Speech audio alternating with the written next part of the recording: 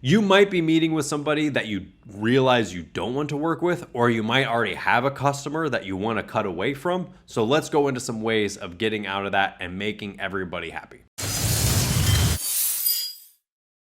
All right, everybody, welcome back to the channel. I am Neil Winter with Matterhorn Business Development, and today we're going to be doing another sales question that we've gotten asked recently, and I thought it was a pretty interesting one. By the way, make sure that you subscribe, hit the thumbs up, give us a like, subscribe, all that good stuff. We're a growing channel, and we really like hearing all the positive feedback from everybody. So a question that was posed to us recently was, how do I tell a customer or a potential customer maybe that you don't want to work with them, that you don't want to actually take money from them, work with them, etc. So I'm going to give you two different ways of handling this. And then as I continue to talk, I'll probably come up with many more during this video. But first off, let's say you have a potential customer that you haven't taken money from, that during your discovery process of what they want your services for, what type of personality are they, etc., you find out, you know what, this just isn't somebody that I want to do business with for whichever reason. It could be a personality thing. They could want you to do something that you don't normally do and you don't feel comfortable doing. There's several ways. Now, I have over the years done a lot of interviewing of a lot of potential customers, and I have to decide, is this somebody that our company is right to take money from, and will we be able to get an end result with them that they're going to be happy with, that we're going to be happy with, etc. So I always consider myself a little bit of a gatekeeper. Now, sometimes people aren't aware of the fact that they really are not somebody that is going to benefit from your product or service, or they aren't aware of the fact how far off the mark they are. Let's put it that way, okay? So if I'm talking to a business owner who is just really far gone and doesn't really seem like the type of person I'd want to work with, or has their act together enough that I want to actually put my reputation on the line for, I will come up with a myriad of ways of why we should wait, knowing that if we wait, I'm just never really going to hear from them again. So I'd say, you know what, maybe the timing just really isn't right for you right now. I think you need to handle this and this first, and then maybe, you know, you come back to me later on once those things are sorted out. Somebody will say, well, you know, I was thinking about doing this first with my business before I hired you. Now, that might not be an actual thing that they have to do before hiring me, but I'm going to agree with them. You know what? You're right. You really should get that staffing stuff figured out and have like a really good, solid team of people that you can trust before you come and do our training. That's a way of making them right for not signing up for you. So they actually walk away with a smile on their face thinking that you just did them a solid because you didn't take their money. But in reality, you weren't going to take their money anyway.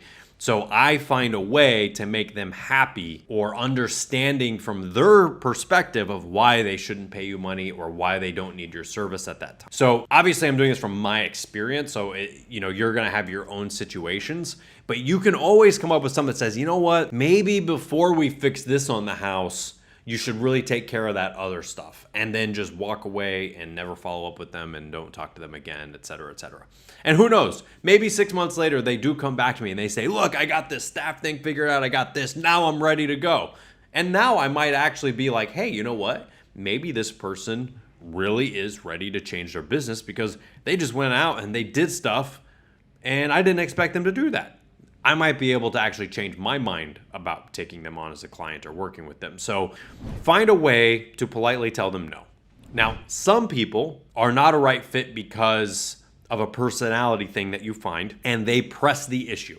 They press the issue. They're jerks, right? They're jerks. And jerks are always the loudest people to have to deal with. So somebody's a jerk and they are not going to accept the, yeah, don't worry about it, call me later routine, right?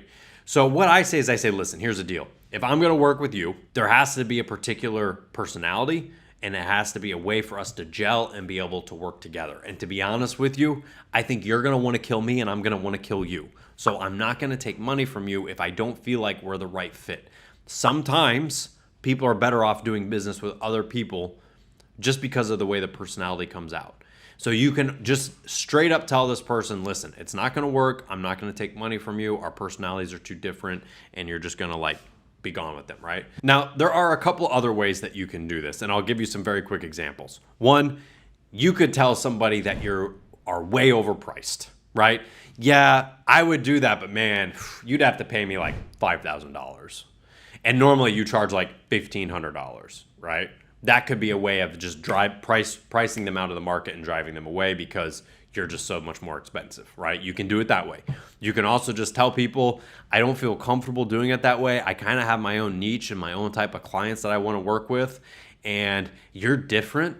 I think you need somebody who's more specialized for your field because you've got a very unique situation that needs to be gone over, and I don't think I'm that person. So what you're saying is, you're special, you're awesome, I'm not awesome. I think you should go see somebody who specializes in your field. You're, again, making them right for not taking money, right? And what's funny is those people will leave and say good things about you later because you didn't take their money by telling them that they were awesome. So it's very funny how that kind of works because probably that person is going to go work with somebody else and it's going to be a disaster. So you can just say, this situation, this scene, boy, this is special. You need to go see somebody who deals really specifically with these things, and I don't think I'm that person, okay? And let them just go off and make their own decision that way. Now, another thing on that, normally I would say have a referral base that you can refer people to, but if this is a jerk that you don't want to work with and you don't want your friends working with them, tell them that you don't know anybody who deals specifically with that. You don't want to refer a crap customer down the road and expect them to take care of you later. Now, you can give it to your competition that you absolutely hate and will take their money. You can do that. You can say, hey, I know these guys take care of that kind of stuff, but I don't recommend doing it to people that you like. Now, let's say you have an existing customer and it's not working out. This is the hard part.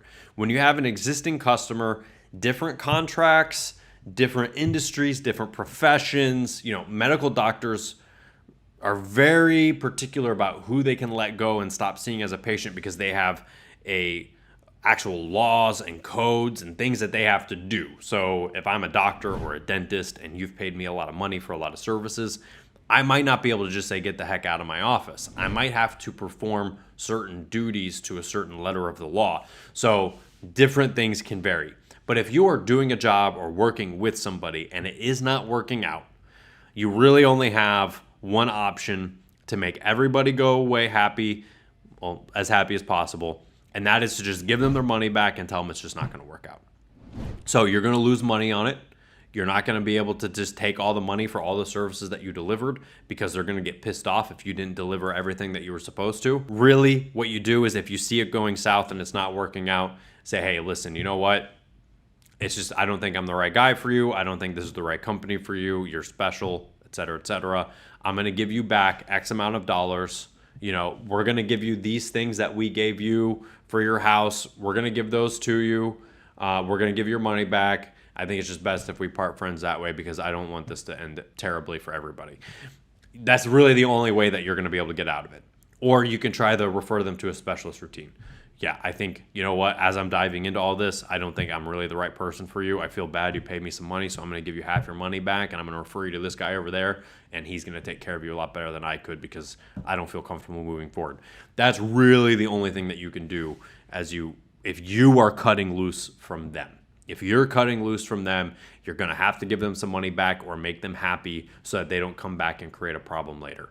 That's really the best way to take care of it. So I hope that this helps. I hope I didn't ramble too much. As I started talking about this, more and more scenarios kept popping up in my mind. So if you guys like this or you'd like me to talk about other ways of getting rid of customers or potential customers, I can definitely help you out with that. Leave some comments down below. We'll see you next time.